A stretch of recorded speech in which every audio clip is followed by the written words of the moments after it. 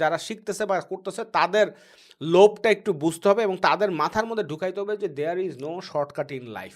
হ্যাঁ। হ্যাঁ, you have to put in efforts, you have to learn, you have to execute, you have to struggle, you need to fail and then you need to learn and you need to bounce back and then you can accept মানে কি expect success.